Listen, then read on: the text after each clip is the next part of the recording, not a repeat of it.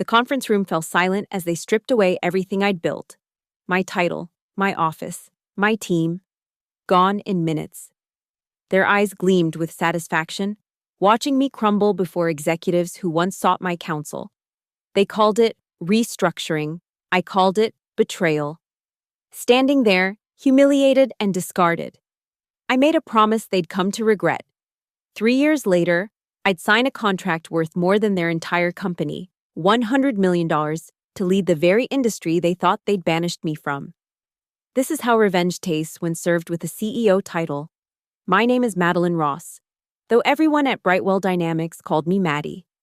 At 36, I'd spent the last 12 years clawing my way up through the suffocating boys' club of Chicago's energy tech sector.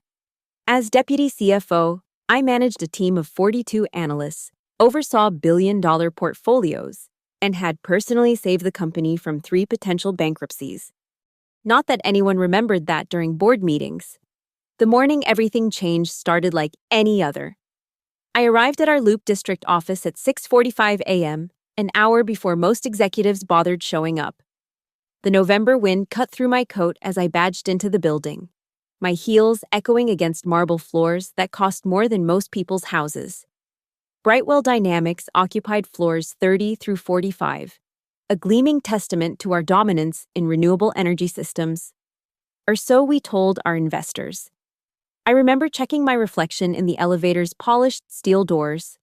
Professional blazer, minimal makeup, hair pulled back in what I'd perfected as the serious but not trying too hard style that women in corporate America master out of survival. Everything about my appearance was calculated to avoid giving them ammunition. Too feminine, and you're not taken seriously. Too masculine, and you're difficult. I'd learned to walk that razor's edge with surgical precision. My office sat on the 38th floor, corner view overlooking the Chicago River. Not the executive floor, that was reserved for the real power players, but respectable enough to command some measure of authority. I'd earned every square foot of that space through 16-hour days, sacrificed weekends, and ideas that generated hundreds of millions in revenue. Ideas that somehow always ended up presented by someone else.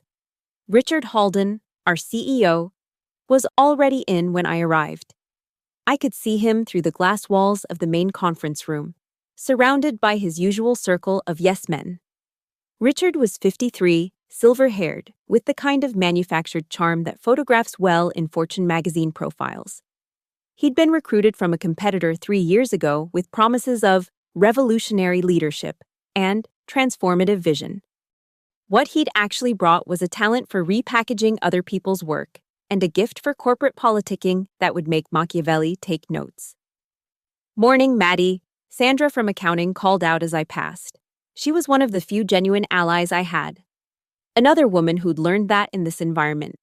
We either looked out for each other or drowned alone. "Morning, Sandra. You're here early.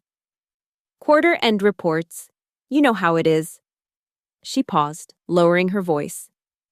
"Hey, did you hear about the emergency board meeting yesterday?" My stomach tightened. I hadn't heard. "When?" 6 p.m., very hush-hush. Richard had half the board in his office until almost midnight.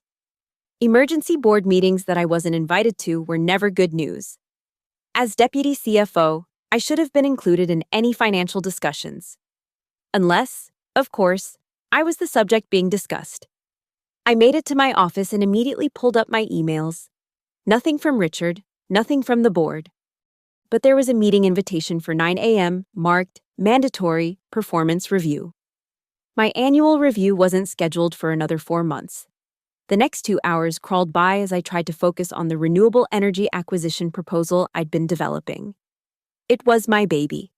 A chance to purchase a small but innovative solar tech startup that could revolutionize our battery storage capabilities. I'd spent 6 months on due diligence, countless nights analyzing their patents, building relationships with their founders. The deal would position Brightwell as the industry leader for the next decade. At 8:55, I gathered my materials and walked to conference room A. Through the glass, I could see them already assembled, Richard at the head of the table, Harold Brennan from HR, and 3 board members whose presence confirmed my worst suspicions. This wasn't a performance review. This was an execution. The walls of that conference room had witnessed 100 power plays, but never my own funeral. The city stretched out below us, indifferent to the career assassination about to take place 40 floors above its streets. I straightened my shoulders, gripped my portfolio tighter, and walked through those doors with my head high. They could take my position, they could humiliate me, but they had no idea what they were about to unleash. "Please, have a seat, Maddie." Richard's voice carried that particular tone of false concern that executives perfect when they're about to destroy someone's life. He gestured to the chair at the far end of the table, the defendant's seat. We called it in whispered break-room conversations. I sat down, maintaining eye contact. The board members, Stevens, Kowalski, and Martinez, avoided my gaze, suddenly fascinated by their leather portfolios. Harold from HR clicked his pen repeatedly, the only sound in the room besides the distant hum of Chicago traffic below. "I'll cut to the chase," Richard began, leaning back in his chair. "We've been reviewing the leadership structure of our financial division, and we've identified some concerns." Concerns? I kept my voice steady, though my pulse hammered in my ears. My team has exceeded every metric for the past 3 quarters. We're up 18% year over year. It's not about the numbers, Maddie. Richard's smile was razor thin. It's about leadership capability, vision, the ability to inspire confidence in our stakeholders. The words were corporate gibberish, carefully chosen for their legal safety.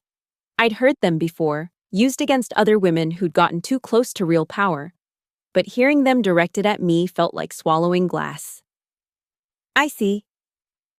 I opened my portfolio, pulling out the solar acquisition proposal. "Perhaps we should discuss the Nevada Solar Systems deal then. The one that could generate." "That deal is being reassigned," Richard interrupted, "to someone with more strategic thinking." Someone. We both knew who. Marcus Webb, Richard's golf buddy who'd been hired 6 months ago as a consultant at twice my salary. The same Marcus who'd been asking me detailed questions about the acquisition for weeks, claiming he wanted to learn from the best. Harold cleared his throat. "Effective immediately. We're restructuring your role. You'll be transitioning to a managerial position in our subsidiary accounts division." Subsidiary accounts, the corporate equivalent of Siberia.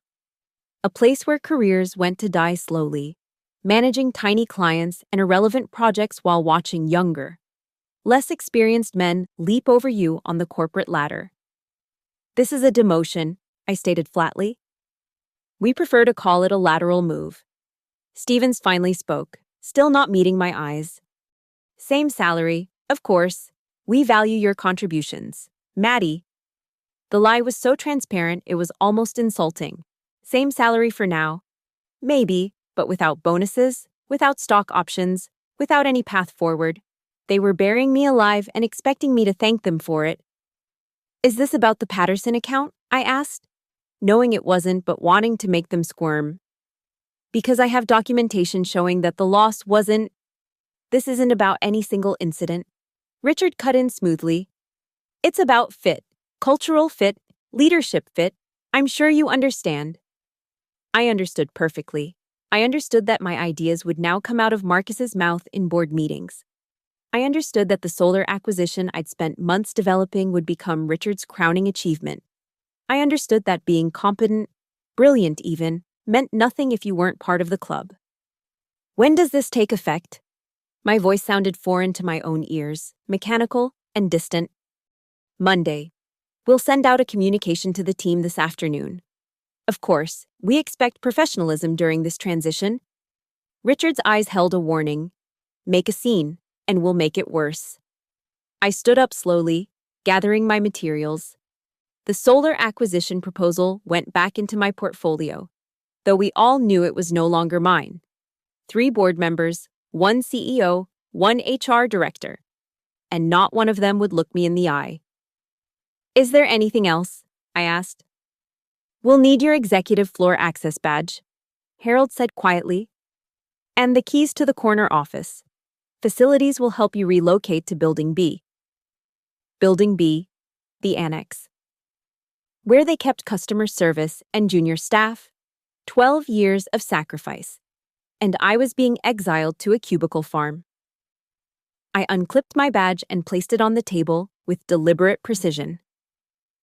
The keys followed, making a small metallic sound that seemed to echo in the silence. Then I did something that clearly surprised them. I smiled. "Gentlemen," I said, looking each of them in the eye. "Thank you for the clarity." Richard frowned slightly, uncertain. He'd expected tears, maybe anger, possibly begging. He hadn't expected this cold composure. I walked to the door, paused, and turned back.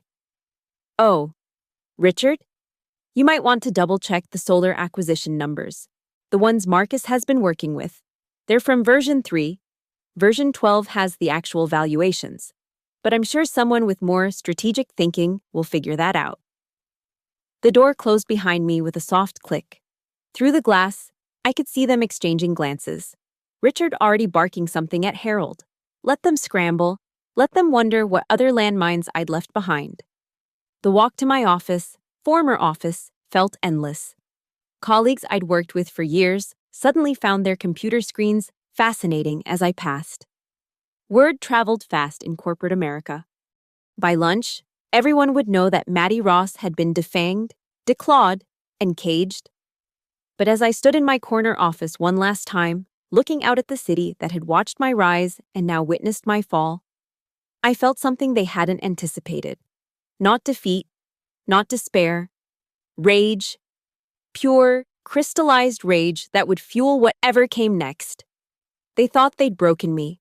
They had no idea they'd just created their worst nightmare. The first week in Building B was a masterclass in corporate humiliation. My new office was a gray cubicle wedged between the printer room and the men's bathroom, complete with flickering fluorescent lights that triggered migraines by noon.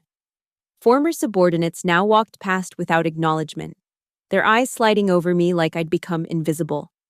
The fall from the 38th floor to the basement wasn't just physical, it was psychological warfare. By week 3, the whispers had evolved into open mockery. Marcus Webb made a point of stopping by, asking for advice on the solar acquisition with a smirk that made my skin crawl. "Just want to make sure I understand your notes correctly," he'd say, loud enough for everyone to hear.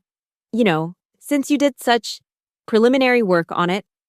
My boyfriend, Daniel, lasted exactly 5 weeks after the demotion. "I'm just not sure where this is going anymore," he said over dinner at what used to be our favorite restaurant. What he meant was, "I don't date losers." The waiter who'd known us for 2 years pretended not to notice when I sat alone at the same table the following Friday, ordering wine I couldn't afford anymore. The subsidiary accounts they'd assigned me were corporate purgatory, tiny firms with outdated contracts, generating barely enough revenue to justify their existence. I spent my days creating spreadsheets no one would read, attending meetings where my input was ignored, and watching through LinkedIn as Marcus posted about his revolutionary solar deal. Mom called less frequently. "Maybe this is a sign," she suggested during one particularly brutal conversation. "You're 36, sweetheart. Maybe it's time to focus on other things. Family, balance." The disappointment in her voice was worse than any boardroom humiliation. By month 2, the anxiety attacks started. First, just shortness of breath in the parking garage. Then full-blown panic in the middle of Walgreens, clutching the pharmacy counter while concerned strangers asked if I needed an ambulance. The sleeping pills stopped working. The wine bottles accumulated. My savings dwindled as the same salary promise evaporated with the elimination of bonuses I'd relied on. Rock bottom came on a Tuesday night in January. I sat on my apartment floor, surrounded by rejection letters from other firms. Apparently, word of my demotion had spread through Chicago's tight-knit energy sector. My laptop displayed Marcus's latest LinkedIn post, a photo of him signing the Nevada Solar Systems deal, with Richard patting his shoulder. The caption read, "Proud to bring visionary leadership to Brightwell's future." Visionary leadership. My vision. My months of research. My relationships with the founders. I threw the laptop across the room. It shattered against the wall, the screen spider-webbing into 1,000 pieces. Then I sat in the darkness, chest heaving, and felt something shift inside me. The tears stopped. The panic receded. In its place, something harder crystallized. They wanted me to disappear, to accept my place, to slowly fade into corporate obscurity until I became another cautionary tale whispered about in women's bathroom stalls. Did you hear what happened to Maddie Ross? That's why you don't rock the boat. But staring at that broken laptop, I realized something Richard hadn't calculated in his little power play. He'd taken everything that had made me comfortable: my position, my security, my relationship, my reputation. He'd stripped me down to nothing. And a person with nothing left to lose is the most dangerous person in the world. I stood up, walked to my kitchen, and poured the rest of the wine down the drain.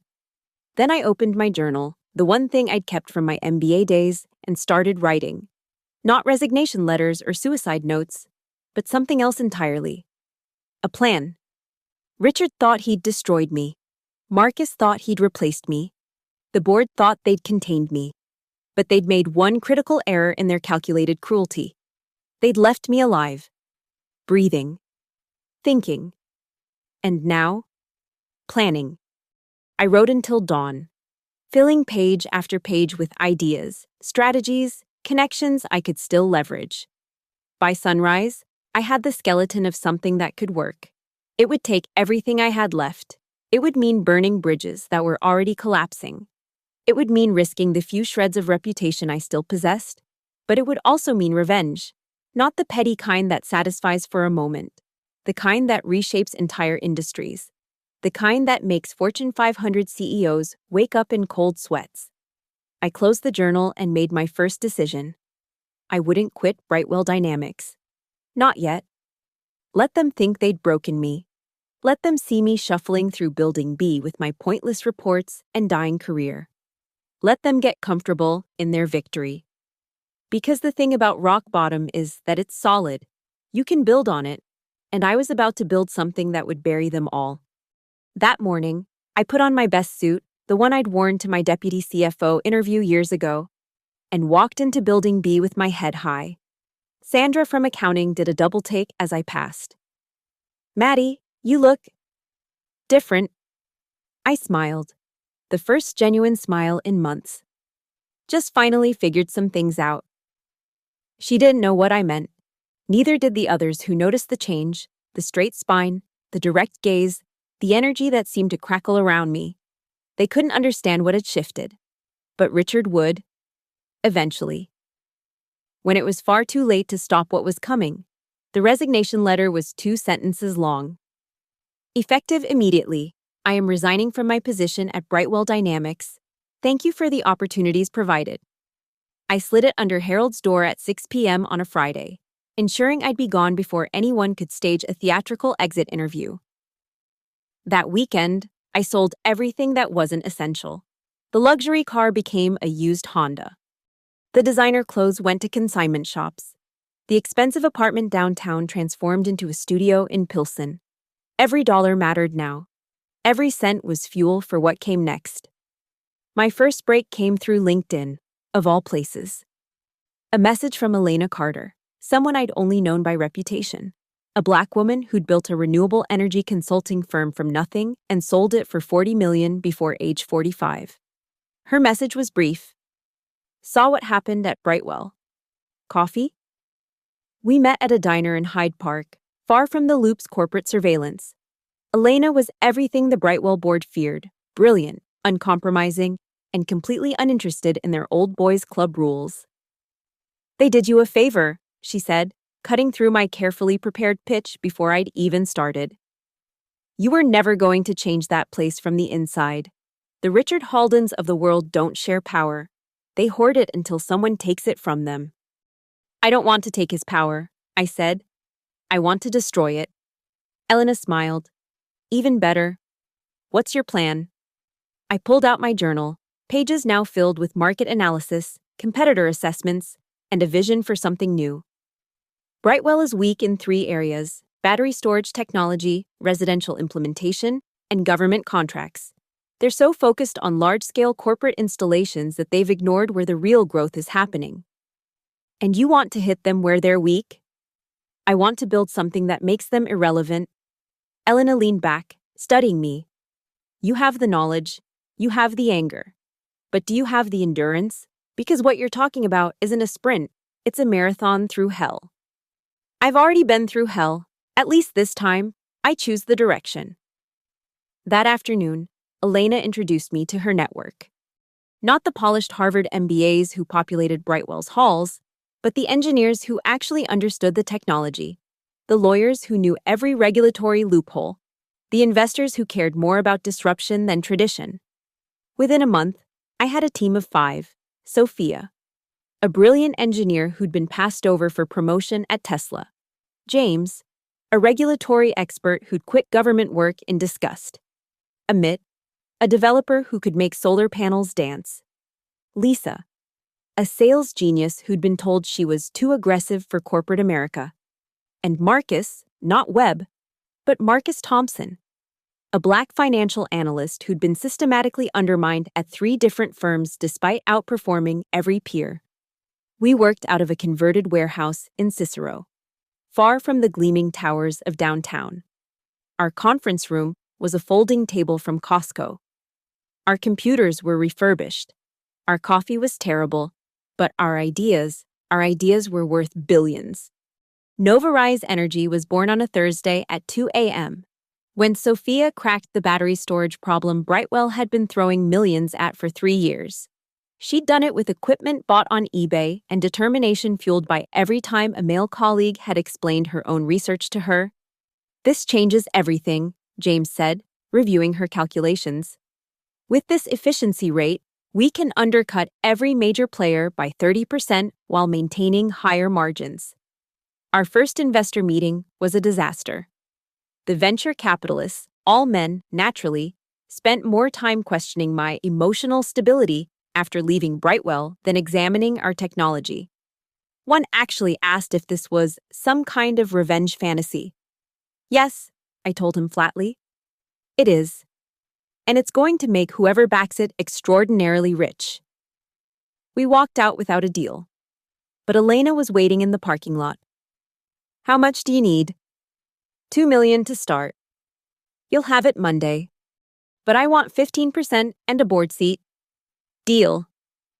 The next months were a blur of 18-hour days, gas station dinners, and sleeping on the warehouse floor. We bid on contracts Brightwell considered beneath them: small municipalities, rural cooperatives, Native American reservations overlooked by big energy. Each win was tiny, but they accumulated like compound interest. Then came the breakthrough. The Illinois state government announced a massive green energy initiative, specifically prioritizing minority and women-owned businesses. Brightwell couldn't qualify. We could. The proposal alone took 3 weeks of nonstop work. Sophia improved our battery design twice during that period. James found 17 regulatory advantages we could leverage. The team moved into the warehouse full-time, living on takeout and determination. The night before the submission deadline, my phone rang. Richard Halden. Maddie.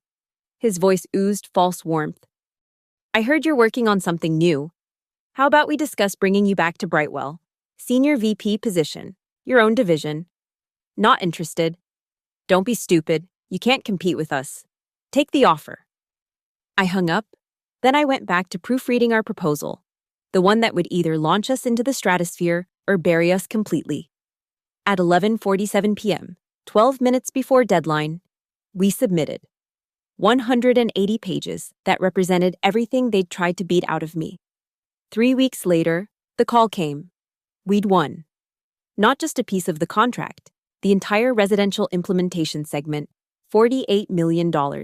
I stood in our warehouse, surrounded by my team, holding a state contract worth more than I'd ever managed at Brightwell. Through the window, Chicago's skyline glittered in the distance, those towers no longer representing power I'd never have, but obstacles I was about to obliterate.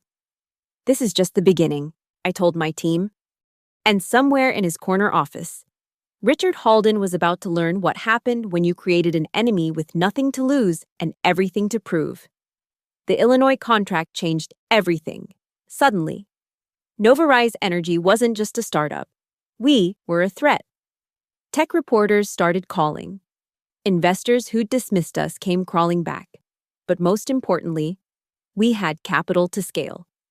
Sophia's battery technology got its first real-world implementation in Springfield. The installation that Brightwell had quoted at $3 million and 6 months. We completed in $2 million and 10 weeks. The efficiency numbers weren't just better, they were revolutionary. 20% more storage capacity, 40% less degradation. At 2/3 the cost. How the hell did they do this? The question came from a Brightwell engineer, overheard at an industry conference in Detroit. I was standing right behind him, unrecognized in my new uniform of jeans and a Novarise polo instead of the corporate armor I'd worn for years. We actually listened to the science instead of the shareholders, I said, watching him spin around. His face went white when he recognized me. Word traveled fast. By the next morning, Richard had issued an internal memo, leaked to me by Sandra, who still worked in accounting. Novarise is using untested technology and unsustainable pricing. Clients should be warned about the risk of working with inexperienced providers. Inexperienced. The man who'd stolen my work was calling me inexperienced. We responded with data, every installation, every efficiency metric, every satisfied customer testimonial went public on our website. Full transparency, something Brightwell never offered. Our second quarter numbers showed 400% growth. Brightwell's showed a 3% decline in market share for the first time in a decade. The war escalated when we bid on the same contract, a massive installation for Michigan State University. Brightwell sent their top team, led by Marcus Webb with his stolen solar expertise. We sent ours, led by me. The presentation room was packed. I walked in to find Richard himself in the front row. Unprecedented for a contract this size, he wanted to watch me fail personally. Marcus went first, presenting my solar acquisition strategy almost word for word from my original proposal. He'd even used my slides, barely modified. The audacity was breathtaking. When our turn came, I stood up slowly. Thank you for that presentation. Mr. Webb, I'm flattered you found my work from 18 months ago so compelling. However, let me show you what we've developed since then. Sophia took over, demonstrating our new battery system with live data from our Illinois installations. James outlined regulatory benefits that would save the university millions. Lisa showed testimonials from communities Brightwell had ignored for years. Then I delivered the kill shot. Our technology is open source, every innovation, every improvement, available to the academic community for further development. We're not just offering you a product, we're offering you partnership in the future of energy. Brightwell couldn't match that. Their proprietary model, their shareholders, their entire structure prevented them from competing with open collaboration. We won $58 million. The celebration that night was subdued. We knew what was coming. And sure enough, the next week, Brightwell's lawyers arrived. Patent infringement claims. Despite our technology being completely different, attempts to poach our team with massive offers, regulatory complaints filed with every possible agency.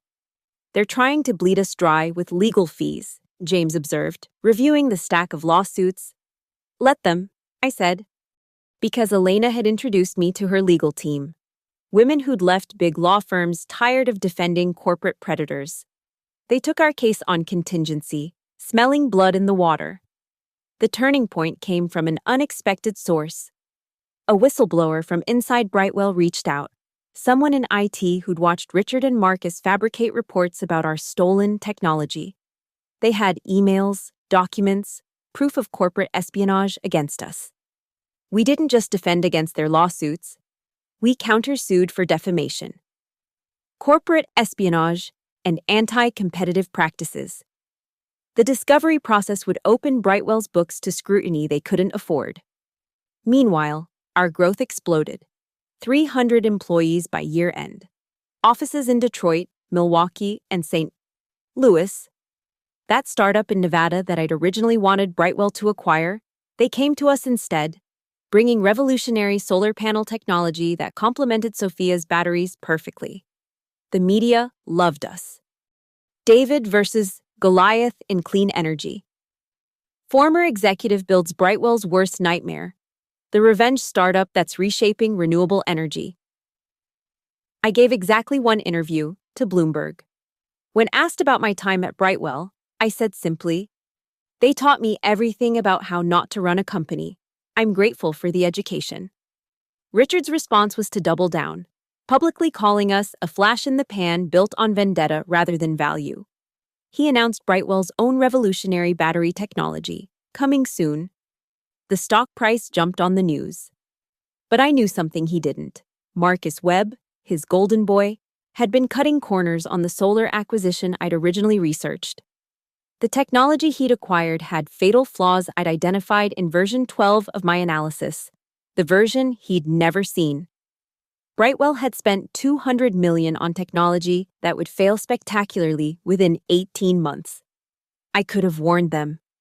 The old Maddie, the one who still believed in corporate loyalty and doing the right thing, would have sent an anonymous tip. This Maddie sat back and waited for the inevitable explosion. By our second year, Novarise Energy was valued at $300 million. We had government contracts in 12 states. Our open-source model had created an entire ecosystem of innovation that Brightwell couldn't touch. And then, the call came that changed everything. Not from Richard, not from Brightwell, but from Samuel Chen, CEO of Meridian Global Energy, one of the largest energy conglomerates in the world. Ms. Ross, we've been watching Novarise with great interest. We'd like to discuss a partnership. Actually, more than that. We need new leadership for our renewable division. Someone with vision, execution ability, and the courage to disrupt even themselves. Interested? The number he mentioned made my hand shake, but it wasn't just the money. It was the position, the resources, the chance to reshape the entire industry from the very top. "I'm listening," I said, staring out my office window at the Chicago skyline, where Brightwell's tower stood like a monument to everything wrong with corporate America. The revenge startup was about to become something much bigger, and Richard Halden was about to learn what strategic thinking really looked like.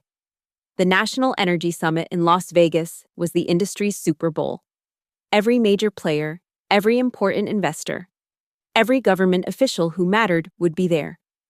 Brightwell had been the keynote sponsor for 5 consecutive years. This year, Novarise was the co-sponsor. I stood in the convention center lobby, watching workers hang our banner directly opposite Brightwell's. Same size, same prominence. The symbolism wasn't lost on anyone. Maddie Ross, a reporter from the Wall Street Journal, approached. "Care to comment on Richard Halden's statement that Novarise is built on, quote, borrowed ideas and unsustainable practices?" "Mr. Halden is entitled to his opinion," I replied. "We prefer to let our results speak. Our technology is fully transparent. Our books are open for inspection. And our clients include 3 state governments and 42 municipalities. If that's unsustainable, I'd be curious to see his definition of success." The reporter smirked, scribbling notes. The story would run tomorrow. I knew. Another volley in a war that had consumed 2 years of my life. Inside the main hall, the tension was electric. Novarise had taken a booth directly across from Brightwell's elaborate display. They'd spent millions on their setup, LED walls, virtual reality demonstrations, an army of polished salespeople. We'd spent $50,000 on something better, a working model of our latest battery system, running live, powering actual devices. Substance over style. Richard appeared on day 2, surrounded by his entourage. He looked older, grayer, the stress lines carved deep. Brightwell's stock had dropped 30% since news broke about problems with their solar acquisition. Shareholders were asking hard questions. Our eyes met across the convention floor. He started walking toward me, his jaw clenched, his stride aggressive. The crowd seemed to part, sensing the confrontation. Maddie! He stopped just close enough to violate professional distance. Enjoying your little rebellion? It's not a rebellion, Richard. It's a revolution. And you're on the wrong side of it. You think you've won something? You're a parasite, feeding off the industry we built. The industry you built on the backs of people like me. People whose ideas you stole, whose contributions you erased, whose careers you destroyed for sport. His face flushed red. You were nothing before Brightwell. You'll be nothing after this little experiment fails. I was never nothing, I said, loud enough for the gathering crowd to hear. You just couldn't see past your own reflection long enough to notice. Marcus Webb appeared at Richard's shoulder, trying to defuse the situation. Perhaps we should... How's that solar technology working out, Marcus? I cut him off. The one you paid $200 million for? The one with the degradation problem that triggers after 18 months of use? His face went white. They'd just discovered the flaw last week. It wasn't public knowledge yet. How did you... Version 12 of my analysis. The one you never bothered to read because you assumed you knew better. Your first installations will start failing within 6 months. The lawsuits alone will cost more than Brightwell made last year. Richard grabbed Marcus's arm, pulling him back. But the damage was done. Everyone nearby had heard. Phones were already out, texts being sent, the information spreading like wildfire through the convention. That afternoon, I delivered my keynote. The title, Open Source Energy, Why Transparency Beats Trade Secrets. It was a direct assault on everything Brightwell represented. I outlined our model, our success, our vision for an industry built on collaboration rather than competition. The old guard tells you to protect your innovations, hide your advantages, crush your competitors, I said, looking directly at Richard in the front row. But what if the real innovation is in sharing? What if the real advantage is in lifting others up? What if the real competition is against climate change, not each other? The applause was immediate and sustained. A standing ovation from everyone except the Brightwell contingent, who sat frozen in their seats. The next morning, Bloomberg broke the story about Brightwell's solar crisis. Their stock dropped 12% in pre-market trading. Board members were calling for an emergency meeting. Richard was summoned back to Chicago immediately. But the real victory came that evening. Samuel Chen, CEO of Meridian Global Energy, invited me to dinner. Not Richard, not Brightwell. Me. We've made our decision, he said over wine that cost more than my old cubicle salary. Meridian is creating a new position, President of Global Renewable Innovation, full autonomy, $500 million in development funding, and a compensation package commensurate with the role. He slid a contract across the table. The number at the bottom stopped my heart. $100 million over 5 years, plus equity that could triple that amount. There's one condition, he added. We're also acquiring Novarise. Your team comes with you. Their technology becomes the foundation of our renewable division. Elena Carter has already agreed to the board position. We want to build the future, Ms. Ross. And we want you to lead it. I thought about the cubicle in Building B, the humiliation in that conference room, the months of panic attacks and wine bottles. The way Richard had smiled when he took everything from me. When do I start? The announcement goes public Monday. Richard Halden will hear about it at the same board meeting where they're discussing his future at Brightwell. I signed the contract with the same pen I'd used to write my resignation letter 2 years ago. The irony was perfect. That night, I stood on my hotel balcony, looking out at the Vegas lights. My phone buzzed with a text from Sandra, in accounting. Heard the news, Richard's having a meltdown. Security had to escort him out. The board is discussing bankruptcy options. I didn't respond. There was nothing left to say. The woman they'd tried to bury had just become one of the most powerful executives in global energy. The company they'd used to crush me was crumbling. The revolution I'd promised was about to begin. But I wasn't thinking about any of that. I was thinking about Monday's announcement, about walking into Meridian's headquarters not as someone begging for recognition, but as someone commanding transformation. The revenge was almost complete. Almost. Monday morning arrived with the kind of perfect clarity that makes history. The press release went live at 9 a.m. Eastern. Meridian Global Energy appoints Madeline Ross as President of Global Renewable Innovation in landmark $100 million leadership agreement. Every major outlet picked it up within minutes. Forbes, Bloomberg, The Wall Street Journal. My phone exploded with interview requests. But I was already in the air, flying to Chicago for the announcement ceremony at Meridian's North American headquarters. The building stood just 3 blocks from Brightwell Dynamics. From the 40th floor conference room, where we'd hold the press conference, you could see directly into their offices. The poetry of it wasn't lost on anyone. Samuel Martinez, Meridian's CEO, introduced me to the packed room of journalists, investors, and industry leaders. Madeline Ross represents the future of energy leadership. Her innovation at Novarise, her commitment to open-source development, and her proven ability to disrupt entrenched markets make her the perfect person to lead Meridian's renewable transformation. I stepped to the podium, wearing the same blazer I'd worn the day Richard demoted me, rebuilt, reformed, but fundamentally the same person they'd tried to destroy. 3 years ago, I sat in a conference room not far from here and was told I lacked leadership capability. I began.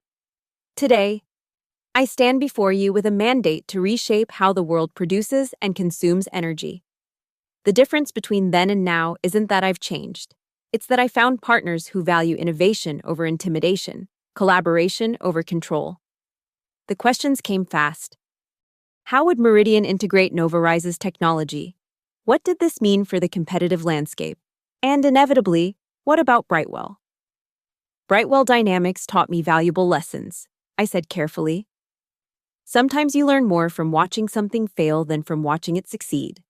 Their challenges with recent acquisitions and outdated leadership models are unfortunate, but predictable when you prioritize ego over excellence. Across town, the Brightwell board was meeting. Sandra texted me updates in real time. Richard had been removed as CEO, effective immediately. Marcus Webb was under investigation for misrepresenting the solar acquisition's viability. The company stock had dropped 40% at market open, but the true revenge came in the afternoon.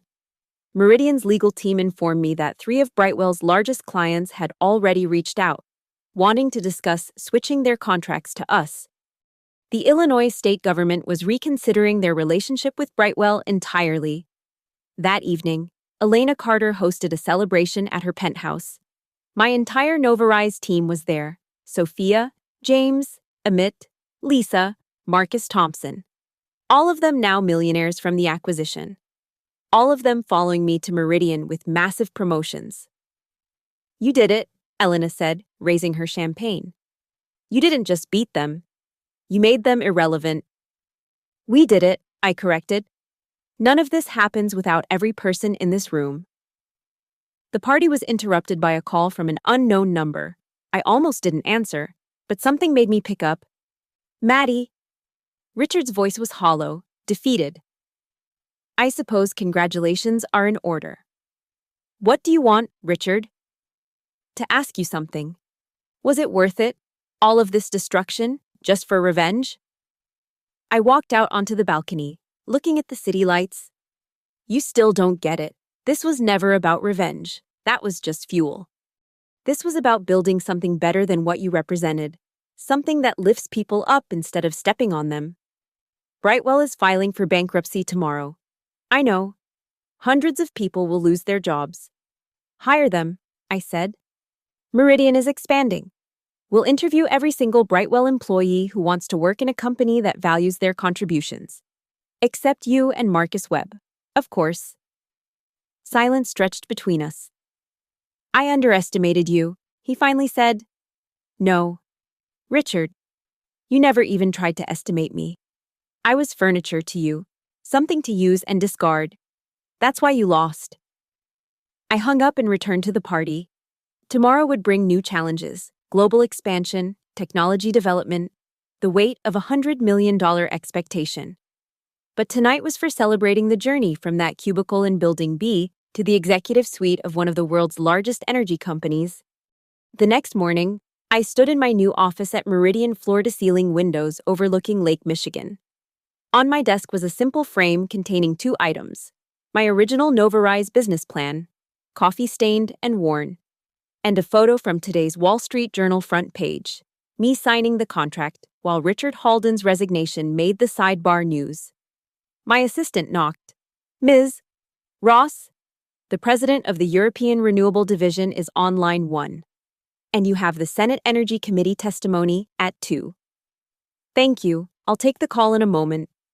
I picked up the pen, that same pen, and signed my first directive as president. It was a proposal to create an industry fund for promoting women and minority-led energy startups. The Madeline Ross Innovation Initiative. They wanted to call it. But I crossed out my name and wrote something else. The Future Energy Leaders Initiative. Because this wasn't about me anymore. It wasn't even about revenge anymore. It was about ensuring that no one else would ever sit in a conference room, watching their career destroyed by mediocre men who confused power with competence. It was about building something that would outlast both Brightwell's collapse and my own success. I picked up the phone, ready to begin the real work. Behind me, 3 blocks away, workers were already removing the Brightwell Dynamics sign from their building. By tomorrow, it would be like they'd never existed at all. The revenge was complete. The revolution had just begun. The signing ceremony was scheduled for 2 p.m. at the Meridian Global headquarters in New York. Every major media outlet had requested access. CNBC would broadcast it live.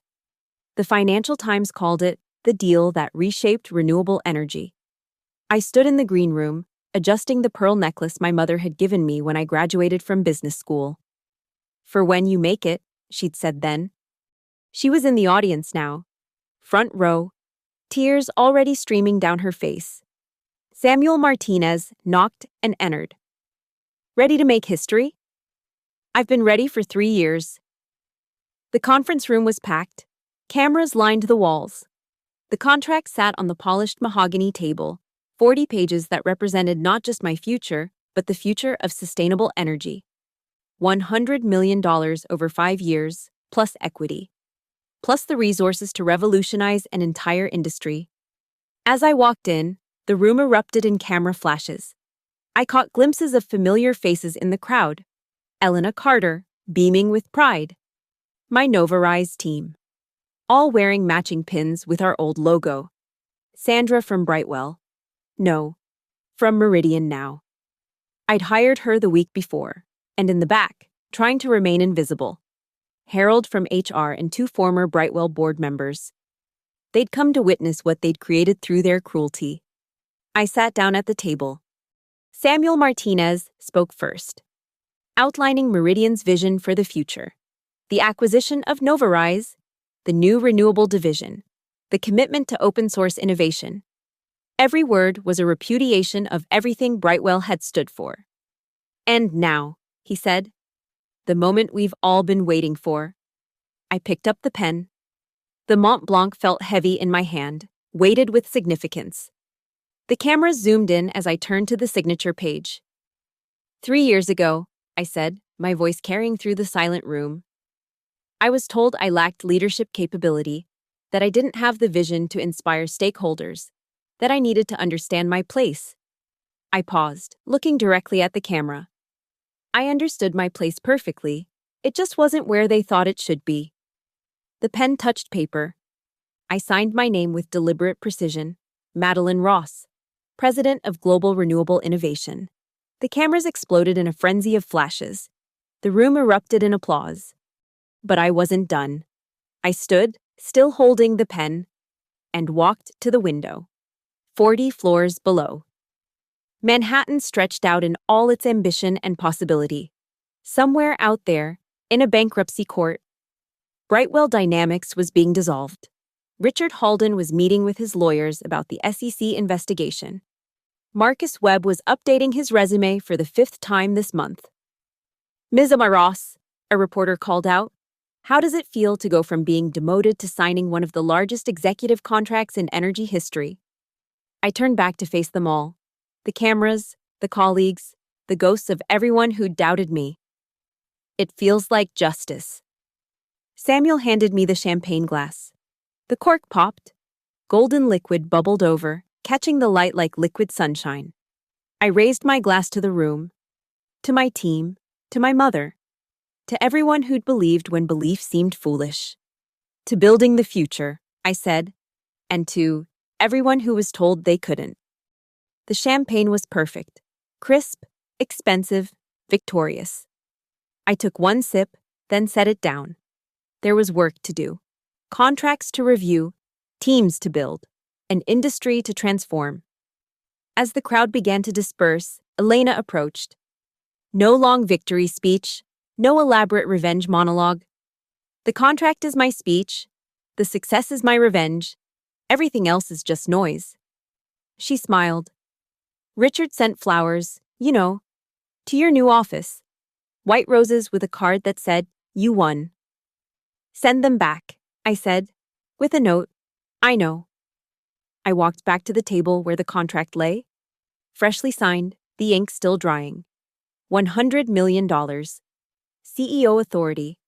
The power to reshape an entire industry. Everything they'd tried to take from me, returned 100-fold. The last journalist was packing up his camera when he asked, "What's next, Ms. Ross?" I picked up the contract, holding it like the weapon it was. Now we build the future they were too afraid to imagine.